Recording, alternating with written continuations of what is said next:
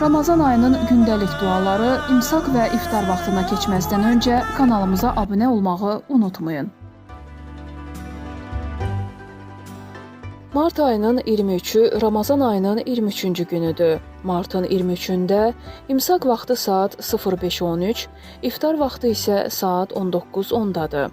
Ramazan ayının 23-cü gününün imsak duası belədir. İlahi, bugün mənim günahlarımı yuyub, məni eyblərdən təmizlə. Bugün qəlbimi təqva ilə xalis et. Ey günahkarların xətasına göz yuman Allah. İftar duası isə belədir. İlahi, sənin üçün oruç tutdum. Verdiyin ruzi ilə iftarımı açıram və sənə təvəkkül edirəm. Orucumu qəbul et. Həqiqətən sən duaları eşidən və